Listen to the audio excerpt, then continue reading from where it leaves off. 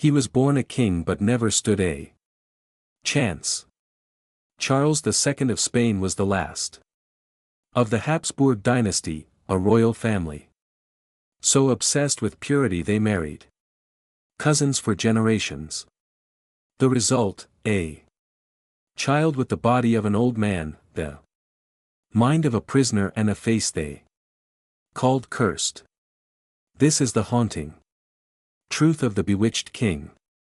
How centuries of inbreeding destroyed an empire from within. And if you're drawn to real royal stories that shake you to the core, don't forget to hit subscribe. For centuries, the Habsburgs had ruled Europe's most powerful kingdoms. From Austria to Spain through a single strategy: marriage, not war. But those marriages weren't with strangers. Cousins married cousins. Uncles married nieces. The family tree twisted into itself like a knot. Generations of this practice produced kings with fragile bodies, twisted jaws, and haunted eyes. But none suffered more than Charles II of Spain. The final product of centuries of royal obsession with keeping the blood pure. He wasn't just born into power. He was born into collapse. Charles II was born in 1661. And from the very start, it was clear something was wrong. He had an enormous head. Couldn't walk until nearly age 8, and didn't speak until he was 4. His tongue was so swollen he could barely chew or form words. Doctors whispered about demons. Porters blamed witches. But the truth was hidden in his blood. His parents, King Philip IV, and Mariana of Austria, were uncle and niece. The inbreeding wasn't just legend. It was biology turned brutal. Charles didn't just carry royal blood. He carried centuries of genetic damage.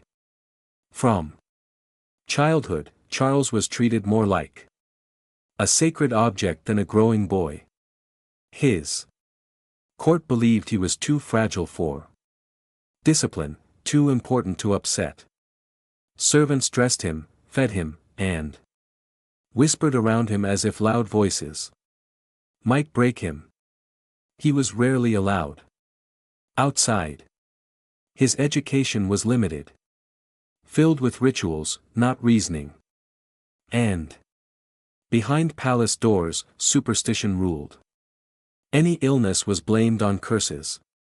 Any sign of decline brought out priests and relics. They didn't raise a king. They raised a ghost. One surrounded by gold, but consumed by fear. That Charles's physical appearance shocked foreign ambassadors. His jaw was so deformed, the infamous Habsburg jaw, that his teeth didn't meet, and he drooled constantly. He struggled to speak clearly and could barely chew solid food. His eyes were sunken, his skin pale, his movements slow. Diplomats described him as half-formed, without strength, and more like a puppet than a prince. Yet, this was the man who ruled one of the world's largest empires. Every time he appeared in court, it wasn't just his body on display. It was the slow death of a dynasty made visible. When Charles officially became king in 1665 at just 4 years old, Spain didn't gain a ruler, it gained a symbol. Real power fell to his mother, Queen Mariana, and a rotating cast of corrupt advisors, clerics, and generals. As Charles grew older, he remained on the throne, but never truly held the reins. He signed what they told him to. He spoke only when prompted, and behind the throne, Spain crumbled. Wars drained the treasury. Colonies slipped away. Trade collapsed. The empire was still vast on paper but hollow at the center. Just like its king in 1679, desperate to secure an heir and stabilize the dynasty, Charles was married to Marie Louise of Orleans, a beautiful and spirited French princess, but the match was doomed from the start.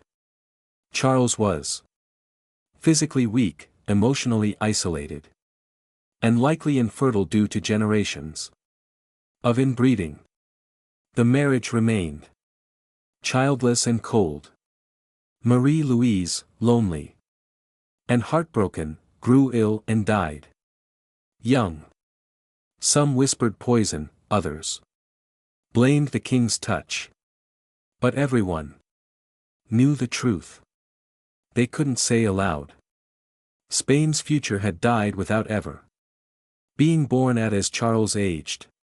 His health worsened, but so did his grip on reality. Plagued by seizures, fatigue, and strange hallucinations, he began obsessing over the supernatural. He surrounded himself with monks and mystics.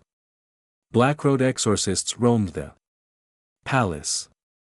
He ordered mass after mass to lift the evil spell he believed had been cast upon him.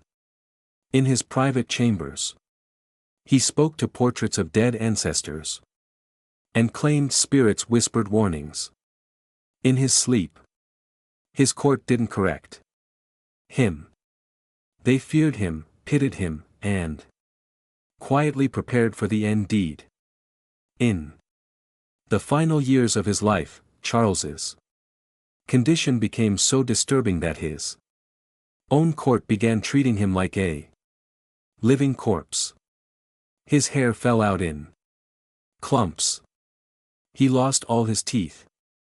His body swelled, then withered, then swelled again. His skin turned yellow and blotched. Rumors claimed he was poisoned. Others said he was bewitched. One physician wrote, "The king's body contains no blood, no brain, no bone, marrow." He was still breathing, but fading. Every doctor who examined him came to the same quiet conclusion. The king's body was collapsing from within. With no air and a body barely clinging to life, Charles became the center of a global crisis. Spain's empire stretched across Europe and the Americas, but its future was tied to a dying man. European powers circled like vultures. France wanted a Bourbon on the throne. Austria pushed for a Habsburg cousin. Diplomats flooded Madrid. Alliances formed and crumbled in the same breath. And through it all, Charles sat in his palace, confused, sick, and whispering prayers, while the greatest empire in Europe teetered on the edge of civil war. All because one broken man held the crown. In 1700, Charles II was just 38. But he looked like a man twice that age. He couldn't eat without help. He couldn't walk without collapsing. His speech had become slurred, his vision dim. His second wife, Maria Anna of Neuburg, acted more like a nurse than a queen. Charles desperately tried to name a successor, but every choice threatened war. As he lay dying, one ambassador described him as a walking miracle or a curse. His body had betrayed him at birth, but now even his death threatened. To tear Europe apart. On November 1st, 1700, Charles II of Spain died in the Royal Alcazar of Madrid. No children, no strength, no legacy except ruin. His body, once paraded in silk, was now shrunken, twisted, and lifeless. His death wasn't a shock. It was a slow, dreadful silence finally fulfilled. But what came next was far worse.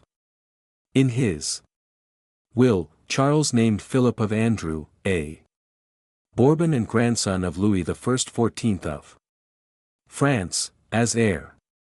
It was meant to stabilize Spain. Instead, it set Europe on fire. Within months, war broke out.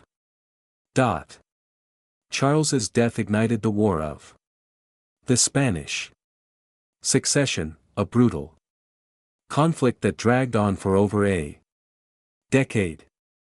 France, Austria, England, and countless others clashed over who had the right to inherit Spain's crown. Cities were burned. Thousands died. Colonies changed hands.